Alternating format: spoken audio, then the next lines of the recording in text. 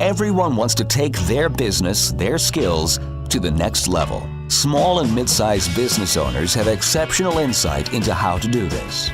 They endure and thrive because they find ways to overcome the challenges that come their way, and they can teach us valuable lessons to apply to our own companies and lives. Stephen Nooner, founder and owner of Alkali, a company with a unique process that helps businesses more effectively buy and manage their insurance programs. And Bob Gibbons, builder of Riata Commercial Realty, a real estate advisor and tenant advocate, are two prominent Metroplex businessmen who, along with their weekly guests, will ask their and your probing questions, finding impactful solutions that will help you reach for the next level. Here are your hosts, Stephen Nooner and Bob Gibbons. Welcome to the Next Level, conversations that propel business. We're here today with our, wait a minute, I guess I'm supposed to say I'm Bob Gibbons before I introduce the guest. Yeah, that's good. It's like you've been doing this for a year or something now. You wouldn't know it by the way I'm so professional. So he's Bob Gibbons. You can't see me pointing, and I'm Stephen Nooner, and we're excited to introduce our guest, which Bob's is going to do, right? I guess this is the time. Okay. Our guest today is Jeff Meisner. Jeff is the CEO and founder of Skyline Sector 5, and if that's not enough, he's also the CEO and founder of Sector 5 Digital. It's a twofer today. Yeah. I'm excited about that. He's been in business for about 15 years with these companies. They have about 50 employees. And he's got all kinds of stuff he's been known for here. He's on the Inc. 5000 honor roll, top 100 privately held businesses in DFW. He's gotten Addy Awards, which are given out by the American Advertising Federation. And we'd be here the whole time if I kept going. So I'm just going to leave it at that and say, welcome, Jeff. Thank you. And Glad to be here. He's a Karate Kid fan. Yes, welcome. We always like Karate Kid fans on the show. Not just a Karate Kid fan, he's actually a karate guy. He could actually whoop me pretty much if I make too much fun of Karate Kid. I'm going to have him put you in a hold, and we're going to have you watch it by the end of the show. We like to start every show with the wisdom of others. And Bob, what do you got for us today? Oh, way to throw an audible at me. All right, I'm going to use mine then because you did that. So Dr. Christina Greer said, never take no from someone who can't say yes. And what does that mean to you, Bob? Is that not obvious, Stephen? Do I need to explain this to you? Please. If somebody doesn't have authority to say yes and to engage you, don't let them tell you no, and you just run away. Keep going. Find somebody that can say yes or I got you. I've also heard that put, it is what it is.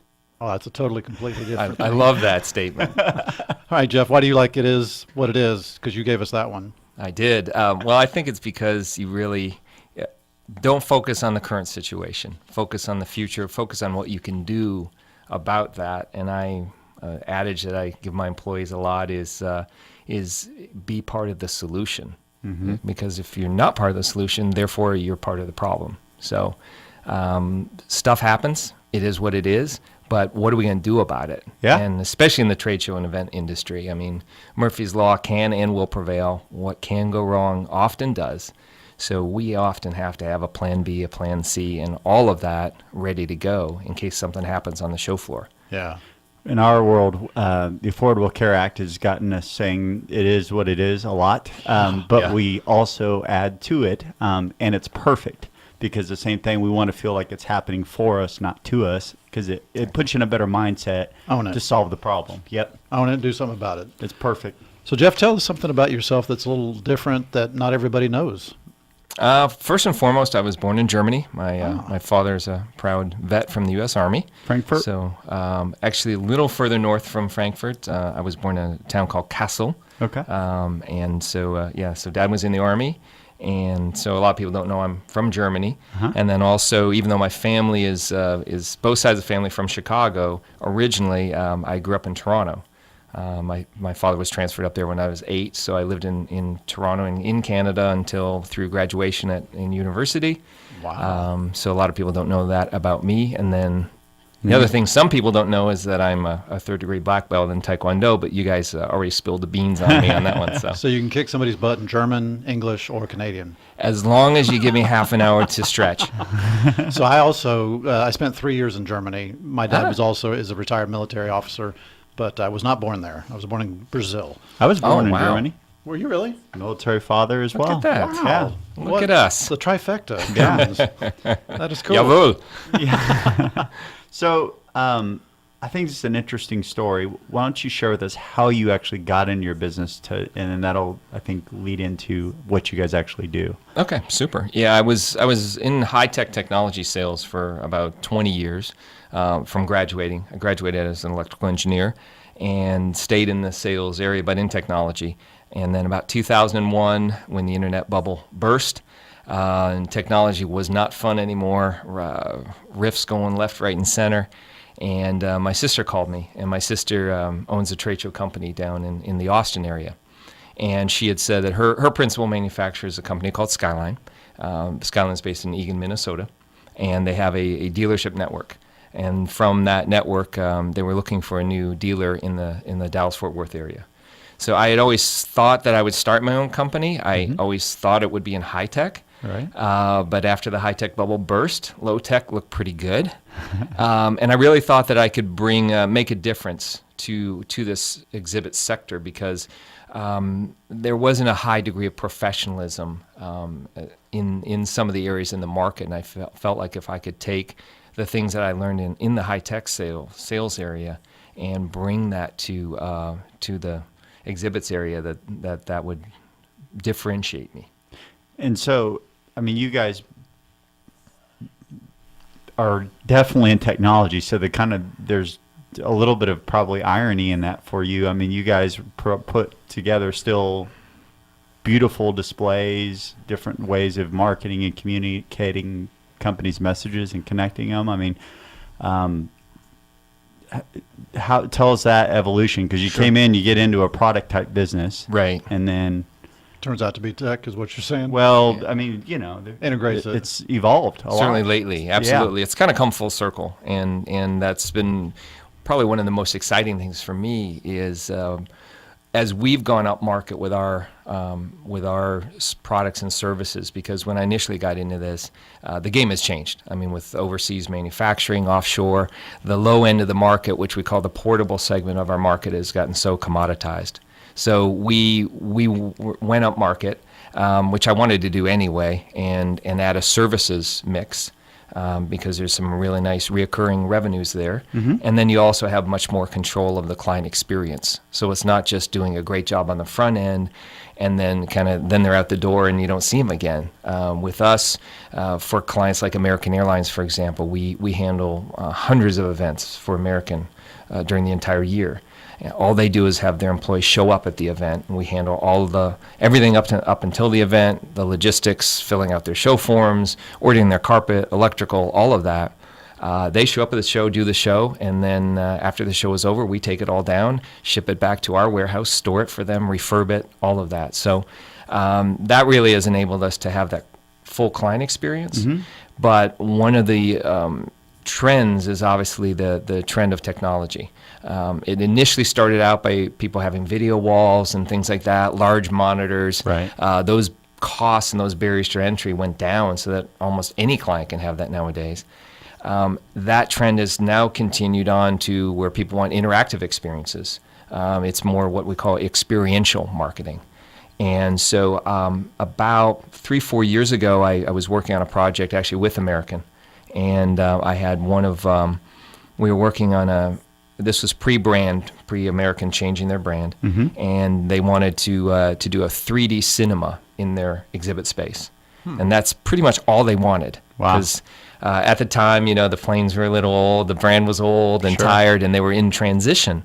And so they had me working with a gentleman out of the UK who was developing the content for the 3D cinema. And we worked together on that project, very successful. And eventually, long story short, we went into business together, founded a new company called Sector 5 Digital, along with 2 other partners. So I'm the founder of Skyline Sector 5, but actually co-founder of Sector 5 Digital. Okay, so let's step back a little bit. So your company creates all kinds of products for use in a trade show exhibit, as well as all the personnel, transportation, setup, takedown, storage, all those things, and now also the digital content that might be displayed inside those exhibits. Correct. And Wow. it's really not just exhibits anymore. It's exhibits, it's events, it's road shows, it's marketing activations, it's lobbies and showrooms, and the business has really evolved. And so it's on the fabrication side, we have all of those areas. And then even on the digital content, we do a lot more than just develop content for trade shows now. I mean, there's a whole vast array of digital content that's outside of the traditional trade show. So are you a full-service digital marketing agency? Would that be fair? Yes and no. In terms of providing digital content, absolutely. But there are other things that agencies provide. We partner with a lot of agencies. So would you build a website, do banner ads online, do an AdWords campaign, all that kind of thing? Yeah, our team has done websites. Like we did the online web experience for Universal Studios, the Wizarding World of Harry Potter. Wow. That our chief creative officers team did that actually 5 years ago, and Universal still uses that today. Wow. They parlayed that into the Super Bowl ad that year when they were introducing the theme park. And so our team actually have modeled out the entire theme park in 3D before it even existed. That's incredible. Yeah. So then who hires you, and when do they usually know? I mean, who's an ideal client, and when do they know that they need to engage a company like yours? Yeah, it usually, like at the higher end, is someone who's going through a brand transformation. So Okay. it doesn't have to be someone like American who literally is changing their brand, Sure. changing their logos and all that. It can be a company that is getting into a new market, or maybe is thinking that they're a little bit old and tired and needs a brand refresh, or really needs to be seen and wants to be seen as a leading edge provider. Okay.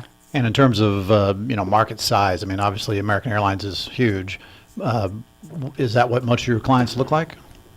It's a varied mix, and I think that's one of our advantages is diversity. We sell into what we call the portable sector, modular sector, as well as custom sectors. So, and that's companies ranging, anywhere from somebody who might have a couple of $1 million in revenue to somebody has a couple of $1 billion in revenue. Wow. And as far as industry, are you agnostic as far as industry? Could be anything from an insurance company to a airline company. Yeah, we're very diverse that way on purpose. We've seen other companies, especially in the exhibit industry, focus on technology or focus on telecom or oil and gas. And when those segments go down, they go down with them. So we've purposely stayed very diverse. Yeah, probably smart. I've seen too many people go under because of that. Yes. What are the biggest challenges of operating in an industry like yours? Well, I mean, the exhibit industry is going through some consolidation, has been going through consolidation. Definitely, as I said, on the lower end of the market in the portable sector, it's a commodity. Right. So we really have to differentiate ourselves with services, even in that area. And then as we go upper end, as we go higher end, it's really that mix of people are not only looking for a great product with a wonderful design, they want to be taken care of, and they want that full service offering. And you do that nationally, internationally? We focus mainly on the DFW area. Probably 80+% of our clients are in DFW, partially because the market here has just been so hot. But in terms of like managing their setup for a show, it's going to be anywhere. Oh yeah, absolutely. Yeah. A lot of our clients are like SoftLayer is one of our clients who's now owned by IBM, and they do a lot of shows in Europe. We've been all over the world with our clients. Okay. Well, we're going to go to a break, but before we do, or when we come back, I'm taking some notes from you, Bob. We're going to find out and learn from Jeff's experience of what it's like to actually be a CEO of two successful companies. Stick around. And now, Confessions of a Recovering Landlord. This is Bob Gibbons with Riata Commercial Realty, and I am your recovering landlord. After 20 years as a landlord, I now use that experience only for the benefit of companies that lease or buy office buildings and warehouses. Today's confession: knowledge is power. We all negotiate from a position of power and strength, or at least we want to. In any negotiation, the party with the most knowledge probably has the upper hand. And landlords count on this being the case whenever you're negotiating a lease, because most landlords are professional real estate investors and they hire professional leasing agents and property managers. Landlords are in the market every day negotiating leases, while tenants probably only negotiate one, maybe two leases every few years. So tenants feel outgunned. Don't let landlords have all the power. As a former landlord for 20 years, I understand how landlords think and what motivates them. So let me put that knowledge and experience to work on your side of the negotiation. To learn more, contact me at texastenantrep.com. Again, that's texastenantrep.com. Have you started making plans to take your business to the next level in 2016? Hi, I'm Stephen Nooner, founder and CEO of Alkali. We have a trademark process called the Empowered Advantage that enables CEOs, business owners, and entrepreneurs to more effectively buy and manage their insurance. Before sitting down to make your plans for the new year, here are just a few things to consider. Would you say that you have an actual insurance strategy, one that you can articulate, or have you just purchased a policy here and there over the years? If you have an insurance strategy, was it discussed under the pressure of a renewal deadline or considered earlier in the year to avoid fire drill decision making? If your answer was no to either of these questions, then you may not have the right partner on your team. Visit alkaliservices.com to contact us and take the next step to a bigger and better future. My name is Josh Sepkowitz. I'm the co-founder of Free Range Concepts. Just finished a conversation with Bob and Steven. Likely they won't be at any of our restaurants because they really have faces for radio. Welcome back, everyone, to The Next Level. We're here with our special guest, Jeff Meisner.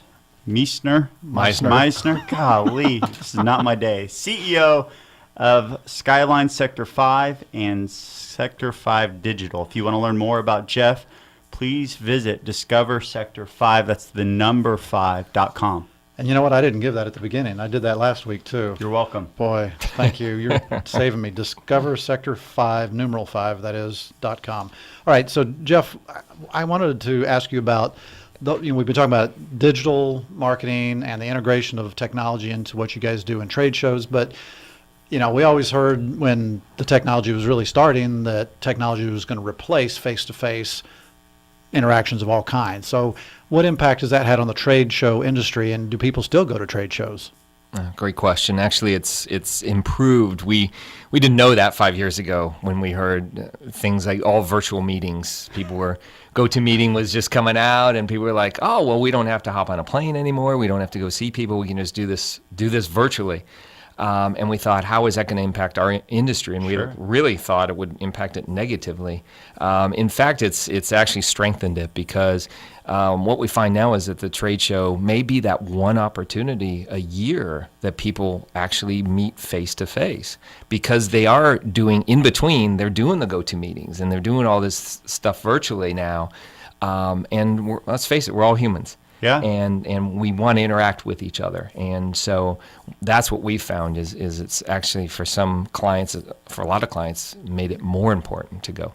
Interesting. It's pretty unbelievable. Plus, I think where my appreciation is increased of trade shows because of technology is I feel like I'm inundated. So I actually will go to a lot of our industry, like where they have the really big educational events, and there's usually a trade show component of it, of all the new products and services, because I want to spend totally in my zone, focused, cramming, learning as much as I can within a 48, instead of just constantly being inundated with death by 1,000 paper cuts. So it's like focused learning. Yeah. It's a great point. And I feel like the trade show is a great venue for that. Absolutely. Yeah. That kind of learning, Yeah, I mean, it's the same thing with like video conferencing. Everybody thought video conferencing would mean you don't have to have any more business travel. Right. And it is to some extent had an impact, but I don't see that it's going to ever change the fact that I'd rather see somebody. How do I get to trust you when you're just on a screen? I'm glad to hear you say that, because American is one of our largest clients.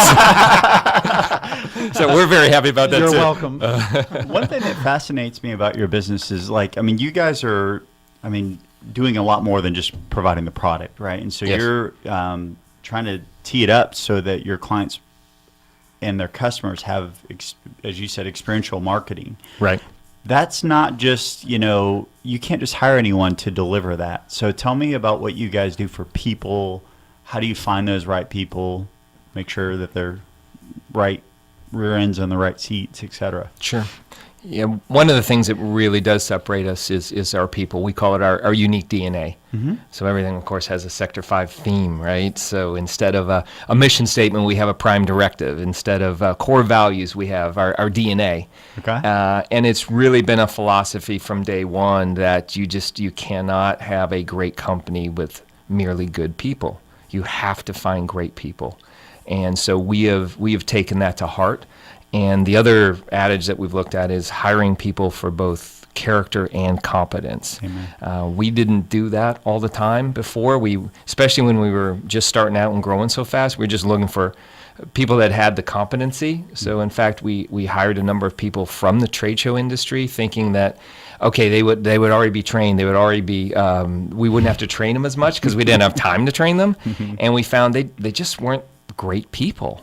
So how do you find the great people? What specific tools do you use, or assessments, or whatever? Yeah, we have we do a personality survey first and foremost that everybody has to go through. So we will go through the various job attributes that we know will put somebody in the zone, and then we will screen based on those attributes. So if you don't have those attributes, you won't get to the next step. You won't even get to a face-to-face interview.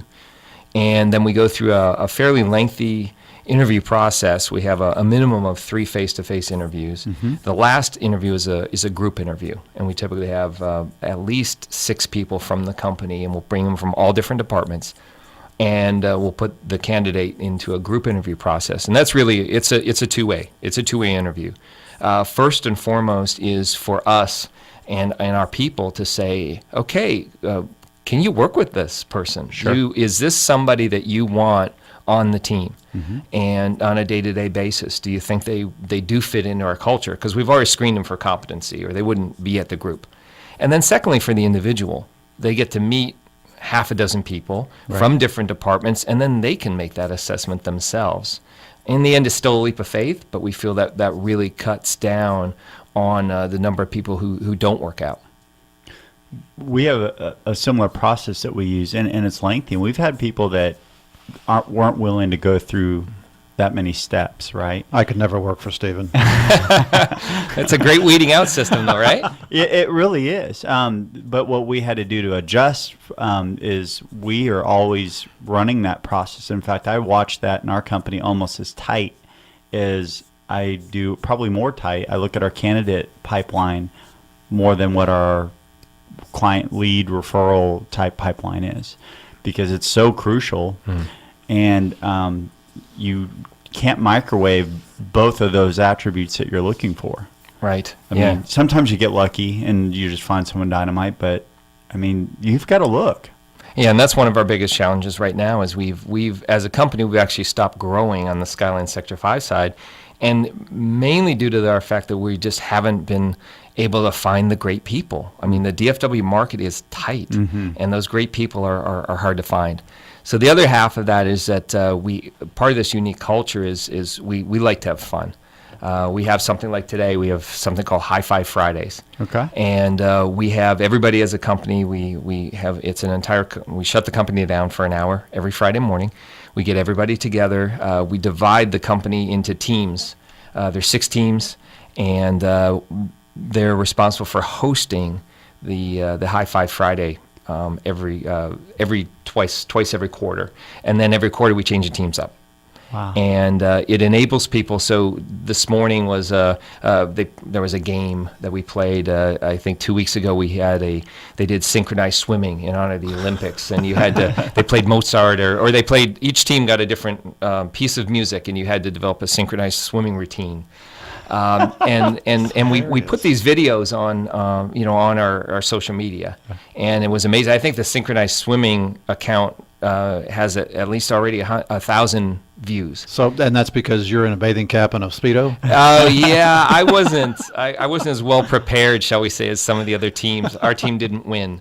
But it's not about winning, it's about having fun. Then so we have a game, if you will, and then after that we celebrate anniversaries, we celebrate we have what we call Wall of Fame letters that from our clients. We ask our clients after they've had a great Sector 5 experience to write a letter for us, or an email or whatever it is, and we read those at High Five Friday.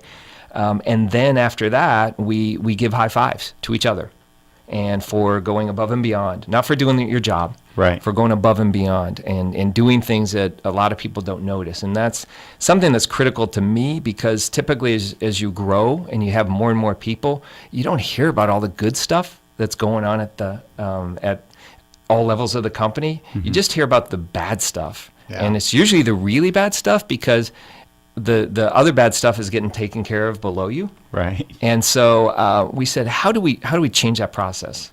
So, because again, stuff happens. It is what it is. Yeah. But yet, if we don't have an opportunity to celebrate the positives, it doesn't breed the kind of culture that we want to create. So before the break, Stephen said that he wanted to hear what it's like to run two companies. And what he didn't say is at the same time. A lot of people have run multiple companies. And two successful companies. Oh, even better. Right? I mean, because I know a lot of people, serial entrepreneurs, and they have one successful company and 5 others that are One's kind of a hobby. websites. Yeah. So tell us about running two, and are these two totally distinct companies that have separate leadership? And I mean, do they co-office together or what? Yeah, we're all under the same roof. So Okay. we have a building. We purchased a building a couple of years ago in Arlington, and so we have both companies under that same roof. Myself and my co-owner on the Skyline Sector 5 side, we are also both co-owners of the Sector 5 Digital, along with 2 other people. I mentioned the gentleman from the UK, and another person from the UK as well that was with him on that company. So the 4 of us are co-owners of the digital side. But it is a challenge. I mean, every single day you are faced with a new challenge on where to devote your time. You know, what is the one thing that I should be focusing on at this moment in time? And a lot of times it's very conflicted. Both organizations need my time. And so one of the things that we've really tried to do is create a management team that and empower that management team so that they can be really running the day-to-day operations. And it's hard for me a lot of times. I have what's called the AD conflict in terms of kind of my aggressive, assertive side, my leader side, and then my detail orientation. I call it the engineer in me. And I have to let go of the D a lot of times because that's the brake. The A is the accelerator. And our consultant on our personality surveys told me that whichever you let go is what you're either going to be stuck and spinning in the mud, or you're going to be moving forward. So I've tried to let go of the brake and keep it on the accelerator, but sometimes the engineer side of me kind of rears its ugly head. I would be lying to say I'm never challenged with those things. One quote that really freed me up is someone told me that perfection is a mirage. And in most Absolutely. people's eyes, if you can just get 80% and then get someone else to do the next 80%, you're at 96%. And most people, you know, that looks like perfection to most people. Yeah. And even if you achieved perfection, you would already think of what could be done better next time if you have that type of mindset. I'm a huge believer in the Pareto Principle. Yeah. 80-20. Yeah. Oh, absolutely. Oh, my management team laughs at me because I'm 80% this, and so. But it's mostly I have to tell myself. Yeah. So let's look forward a little bit. 3 years, 5 years from now, what changes professionally, personally, whatever? Yeah, I think there's a tremendous amount of growth both sides of the house. I mean, in the exhibit industry, I think we have a unique opportunity to continue to bring that level of professionalism, and maybe scale that even larger. And I think on the digital side, I mean, there's just it's incredible what opportunities are available there. And the unique thing that we have is we have that symbiotic relationship between both of those companies under one roof, and we can deliver just incredible experiences for our client that they literally can't get anywhere else. Well, we really appreciate you being here with us today, Jeff, and we're looking forward to seeing what's next for you. If you guys would like to learn more about Jeff or his companies, please visit discoversector5.com. That's the number 5. If you want to learn more about the show, check out nextlevelshow.com. There's other hilarious outtakes of my mess ups. Please watch the video so Yeah. you can watch Stephen beat himself up after he screws up. See you next week. See you next week. Thanks.